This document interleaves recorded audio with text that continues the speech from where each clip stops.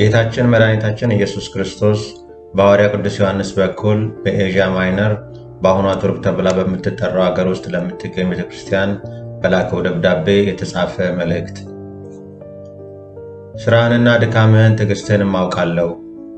ክፎችንም ልትታገስ እንዳትችል እንዲሁም ሳይሆኑ ሐዋርያት ነን የሚሉትን መርምረህ ሐሰተኞች ሆነው እንዳገኘሃቸው አውቃለሁ።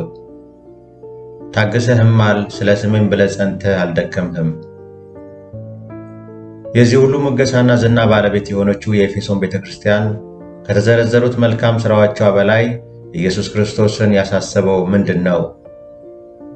በዘመኗ የክርስቶስን ምክር ችላ ከማለቷ የተነሳ የተሰጣትን የ200 ዓመታት የንስሐ ጊዜ ባለመጠቀሟ የጠፋችውን የኤፌሶንን ቤተክርስቲያን አወዳደቅና ዛሬ ላለችው ቤተክርስቲያን ያለውን ምልከታ በጥልቀት እንመለከታለን።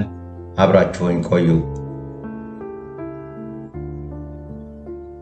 የኤፌሶን ከተማ በኤዥያ ማይነር ከሚገኙ ከተሞች አንዷ ስትሆን በቱርክ የምዕራብ ዳርቻ ላይ የምትገኝ የንግድ ከተማና በትልቅነቱ የሚጠራውን የሃርበር ወደብ የምታስተዳደር አገር ነበረች። በሮማውያን አገዛዝ ዘመንም የኤዥያ ደጅ ተብላ ትታወቅ ነበር። እንዲሁም ከአይጄን ባህር እስከ ሜዲትራንያን ድረስ ታላቅ የንግድ መንገድ ነበራት። በዚህም መንገድ አማካኝነት ከሮም፣ ከግሪክ፣ ከተለያዩ የምስራቅ ሀገራትም ልዩ ልዩ ቅመም፣ ሐር፣ ከበሮና ዕንቁ የመሳሰሉ ዕቃዎችንና ግብዓቶችን ታስገባ ነበር። በከተማዋ ውስጥ የሚገኘው የአርጤምስ ቤተ መቅደስ ብዙ ሰዎች ወደ ከተማዋ ገብተው እንዲኖሩና እንዲነግዱ ዋነኛ ምክንያት እንደነበረ ይነገራል። በዚህም ምክንያት ነገሥታትና ባለሥልጣኖች ወደዚያ ከተማ ይመጡ ነበር። በመሆኑም የአርጤምስ ቤተ መቅደስ ለከተማዋ ታላቅ የገቢ ምንጭ ነበረ። የአርጤምስ ቤተ መቅደስ እንደ ባንክ ማዕከል ሆኖ ያገለግል ስለነበረ ብዙ ሀብታሞች ገንዘባቸውና ዕንቁዎቻቸውን በዛ ያከማቹ ነበር። ይህም የሆነበት ምክንያት ደግሞ ቤተ መቅደሱ ቅዱስ እንደሆነ ይቆጠር ስለነበርና ብዙ ጥበቃ የማያስፈልገው ስለነበረ ነው። በዚህም ምክንያት ኤፌሶን ትልቅ የገንዘብና የሀብት ማዕከል ነበረች። በዚህች ከተማ ከነበሩት አማልክት ተብለው ከሚጠሩት ጣዖታት መካከል አርጤምስ በዋነኝነት የምትጠቀስ ሲሆን ዙስና አፖሎን የተባሉ ጣዖታት ደግሞ የአርጤምስ ቤተሰቦች እንደሆኑ ታሪክ ይናገራል። የአገሬውም ሕዝብ እነዚህም በዘመናቸው የነበሩ አማልክትን በተለያዩ ምክንያቶች ያመልኳቸው ነበር። ከእነዚህም ምክንያቶች መካከል ለአደን፣ ለወሊድ ወይም ለጽንስ፣ ለሴቶች ጥበቃና ከጨረቃም ጋር አያይዘው ያመልኳቸው ነበር።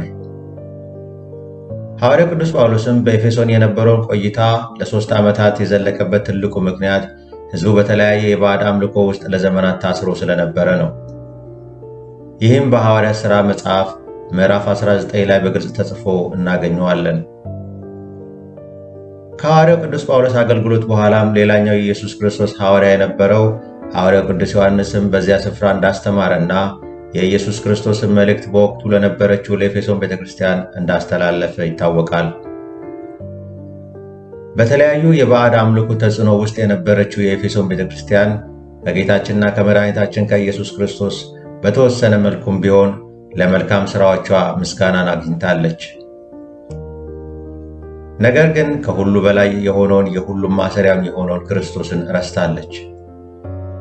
በኤፌሶን ቤተክርስቲያን ውስጥ የሚደረጉ እንቅስቃሴዎች ሁሉ ከሃይማኖታዊ ሥርዓትና ልማድ የተነሳ ብቻ ነው እንጂ ለክርስቶስ ካላቸው ፍቅር የተነሳ አልነበረም። ምንም እንኳን ክርስቶስን ተቀበለው ክርስትናን በጀመሩ አካባቢ የክርስቶስ ፍቅር ቢኖራቸውም ኋላ ላይ ግን ረስተውታል። በዚህም ምክንያት ጌታችን መድኃኒታችን ኢየሱስ ክርስቶስ የመጨረሻውን የማንቂያ የንስሐ ደብዳቤ በሐዋርያው ቅዱስ ዮሐንስ አማካኝነት በቀጥታ ለቤተ ክርስቲያኒቱ የላከው። በመልእክቱ ውስጥ በዋነኝነት የኤፌሶን ቤተ ክርስቲያን ንስሐ ካልገባችና ካልተመለሰች መቅረዟ ከስፍራው እንደሚወሰድ በትልቅ ማስጠንቀቂያ ጭምር በመልእክቱ ላይ ተጽፎ እናገኘዋለን። በዚህም ሁሉ ግን የሚያበረታና የሚያጽናና ቃል ያለው ጌታ ከተመለሰችና ንስሐ ከገባች በእግዚአብሔር ገነት ካለው ከሕይወት ዛፍ እንድትበላ እንደሚሰጣት ቃል ገብቶላት ነበር። ነገር ግን የኤፌሶን ቤተክርስቲያን በእርግጥ የክርስቶስን ተግሣጽ ሰምታ ተመልሳለችን?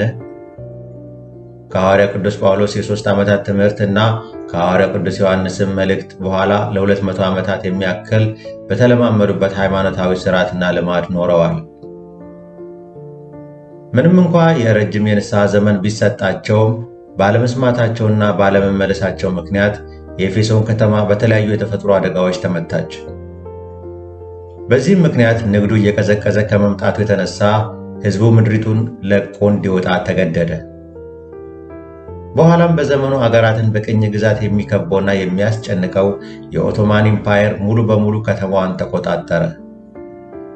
በጊዜው የኦቶማን ኢምፓየር ዋነኛ የጦርነት ዓላማ የእስልምናን ሃይማኖት ማስፋፋት ስለነበረ የአገሪቱን ሃይማኖት ሙሉ በሙሉ እስልምና እንዲሆን ተደረገ። በዚህም ምክንያት በብዙ ሙገሳ የታጀበው የኤፌሶን ቤተክርስቲያን መልእክት ጆሮ በማጣቱና ችላ በመባሉ የተነሳ መቅረዟ ከስፍራዋ ተወሰደ። ይህም ዘመናት የተሻገረው የሐዋርያው ቅዱስ ዮሐንስ ትምህርት አሁን በእኛ ዘመን ላለችው ቤተክርስቲያን የሚያስተምረው ብዙ ነገር አለ ብዬ አምናለሁ። ምንም እንኳን በየሳምንቱ ቤተክርስቲያን ብንመላለስ፣ መልካም የሆነውን ሥራ ሁሉ ብንሰራ፣ ብናገለግል፣ የክርስቶስና የወንድማማቾች ፍቅር ግን ከሌለን በኤፌሶን ላይ የደረሰው በእኛ የማይደርስበት ምንም ምክንያት አይታየኝም። ምናልባትም የጊዜ ጉዳይ ሊሆን ይችላል እንጂ። ስለዚህም በዚህ ዘመን ያለችው ቤተክርስቲያን ራሷ መመርመር ያለባት ሰዓት የደረሰ ይመስለኛል። ከተያዝንበት ሃይማኖታዊ ሥርዓት ወጥተን በእውነትና በመንፈስ ሊመለክ የሚገባውን ክርስቶስን ማምለክ እና መከተል አለብን ብዬ አስባለሁ። በመጨረሻም ከመጽሐፍ ቅዱስ ክፍል አንድ ቦታ አንብቤ ፕሮግራሜን እጨርሳለሁ። በአንደኛ ቆሮንቶስ ሰዎች ምዕራፍ 13 ከቁጥር 1 ጀምሮ የእግዚአብሔር ቃል እንዲህ ይላል። በሰዎችና በመላእክት ልሳን ብናገር ፍቅር ግን ከሌለኝ እንደሚጮህ ናስ እንደሚንሻዋሸው ጸናጽል ሆኛለሁ። ትንቢትም ቢኖረኝ ምስጢርንም ሁሉ ዕውቀትንም ሁሉ ባውቅ ተራሮችንም እስካፈርስ ድረስ እምነት ሁሉ ቢኖረኝ ፍቅር ግን ከሌለኝ ከንቱ ነኝ። ድሆችንም ለመመገብ ያለኝን ሁሉ ባካፍል ሥጋዬንም ለእሳት መቃጠል አሳልፌ ብሰጥ ፍቅር ግን ከሌለኝ ምንም አይጠቅመኝም። ፍቅር ይታገሳል፣ ቸርነትንም ያደርጋል። ፍቅር አይቀናም፣ ፍቅር አይመካም፣ ፍቅር አይታበይም፣ የማይገባውን አያደርግም፣ የራሱንም አይፈልግም፣ አይበሳጭም፣ በደልን አይቆጥርም። ከእውነት ጋር ደስ ይለዋል እንጂ ስለ ዓመፃ ደስ አይለውም። ሁሉን ይታገሳል፣ ሁሉን ያምናል፣ ሁሉን ተስፋ ያደርጋል፣ በሁሉም ይጸናል። ዝቅ ብሎ ከቁጥር 13 ላይ እንዲህ ይላል፣ እምነት፣ ተስፋ፣ ፍቅር እነዚህ ሦስቱ ጸንተው ይኖራሉ፣ ከእነዚህም የሚበልጠው ፍቅር ነው። መልካም ጊዜ።